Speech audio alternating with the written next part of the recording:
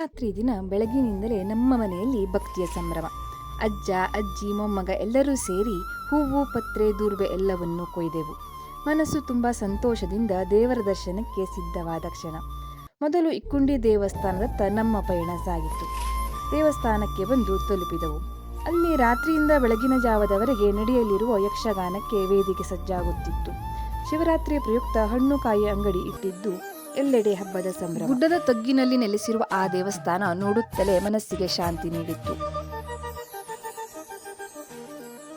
ಅಲ್ಲಿ ದೇವರಿಗೆ ಅಭಿಷೇಕ ಪೂಜೆಯೆಲ್ಲ ಮುಗಿಸಿ ಅಲಂಕೃತನಾಗಿರುವ ಈಶ್ವರನ ದರ್ಶನವಾಯಿತು. ದೇವರಿಗೆ ನಮಸ್ಕಾರ ಮಾಡಿ ಪ್ರಸಾದ ಸ್ವೀಕರಿಸಿದೆವು. ಅಲ್ಲಿ ಈಗ ಭಜನೆ ಪ್ರಾರಂಭವಾಗುತ್ತಿರುವ ಕ್ಷಣವಾಗಿತ್ತು.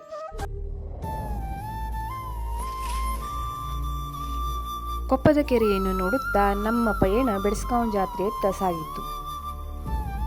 ಕದಂಬರ ಕಾಲದ ಬೆಡಸ್ಕಾಂ ದೇವಸ್ಥಾನದ ರಸ್ತೆ ಬದಿಗಳಲ್ಲಿ ಗಾಡಿಗಳ ಸಾಲು, ಜನಸಾಗರ.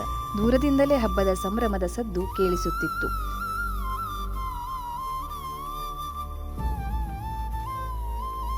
ದೇವಸ್ಥಾನದ ಪ್ರವೇಶ ದ್ವಾರದಿಂದಲೇ ರಸ್ತೆ ಎರಡೂ ಬದಿಗಳಲ್ಲೂ ಅಂಗಡಿಗಳ ಸಾಲೆ ಸಾಲು.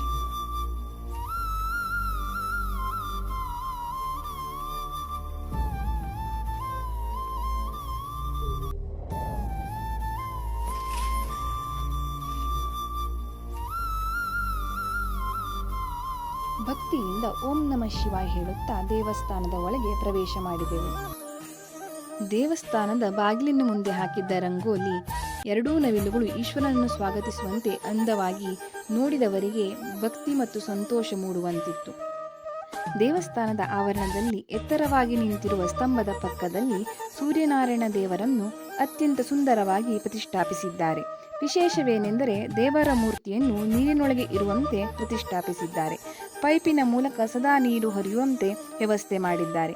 ಸೂರ್ಯನಾರಾಯಣ ದೇವರ ತೇಜಸ್ಸಿಗೆ ಮತ್ತಷ್ಟು ಕಾಂತಿಯನ್ನು ನೀಡುತ್ತಿತ್ತು.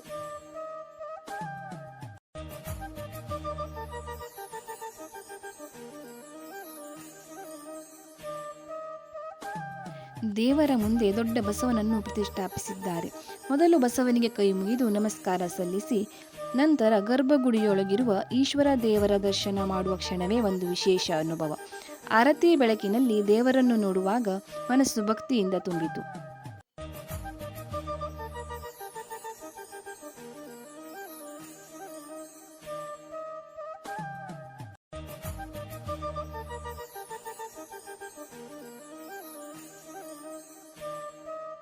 ದೇವಸ್ಥಾನದ ಹಿಂಭಾಗದಲ್ಲಿ ಪವಿತ್ರವಾದ ನಾಗರ ಮೂರ್ತಿಗಳು ಪ್ರತಿಷ್ಠಾಪಿತವಾಗಿದೆ. ಭಕ್ತರು ನಾಗರ ದೇವರಿಗೆ ನಮಸ್ಕಾರ ಸಲ್ಲಿಸಿ ತಮ್ಮ ಪ್ರಾರ್ಥನೆಯನ್ನು ಅರ್ಪಿಸುತ್ತಾರೆ.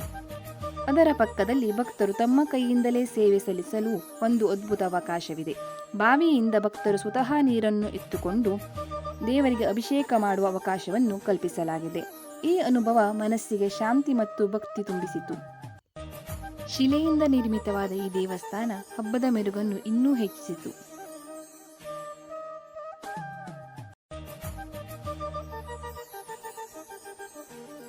ದೇವಸ್ಥಾನದ ಹೊರಗೆ ಮೈದಾನದ ಮಧ್ಯದಲ್ಲಿ ನೆರಳು ನೀಡುವ ದೊಡ್ಡ ಆಲದ ಮರದ ಕೆಳಗೆ ಶಿಲೆಯ ಮೇಲೆ ವಿರಾಜಮಾನನಾದ ಈಶ್ವರನಿದ್ದಾನೆ.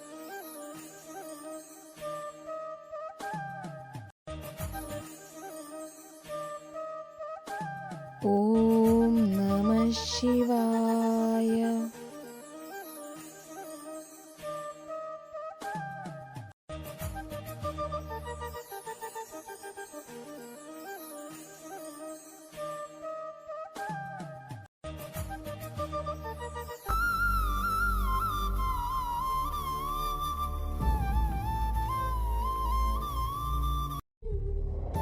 ನಂತರ ಬಳೆಪೇಟೆ ಕಡೆಗೆ ಹೆಜ್ಜೆ ಹಾಕಿದೆವು. ಬಣ್ಣ ಬಣ್ಣದ ಬಳೆಗಳು, ಮಿನುಗುವ ಕಿವಿಯೋಲೆಗಳು, ಚಂದದ ಬ್ಯಾಗುಗಳು ಮತ್ತು ಮಕ್ಕಳ ಆಟಿಕೆಗಳ ಅಂಗಡಿಗಳು ಎಲ್ಲವೂ ಹಬ್ಬದ ಸಂಭ್ರಮವನ್ನು ಮೂಡಿಸುತ್ತಿದ್ದವು. ಹೀಗೆ ಒಂದು ಸುತ್ತು ಎಲ್ಲ ಅಂಗಡಿಗಳನ್ನು ಓಡಾಡಿದೆವು.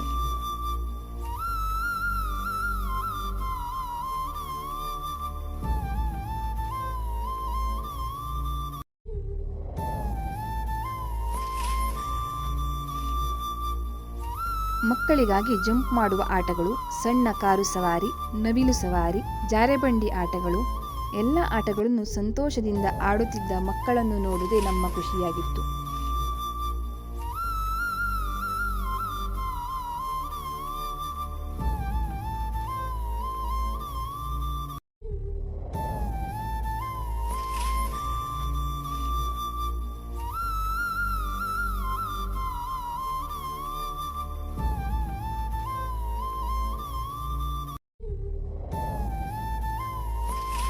ಮಕ್ಕಳ ನಗು, ದೇವರ ಕೃಪೆ ಎಲ್ಲವನ್ನೂ ಕಣ್ತುಂಬಿಕೊಂಡು ಮನಸ್ಸು ತುಂಬಿಕೊಂಡು ಸಂತೋಷದ ನೆನಪುಗಳೊಂದಿಗೆ ಮನೆ ಕಡೆಗೆ ಧಾವಿಸಿದೆವು.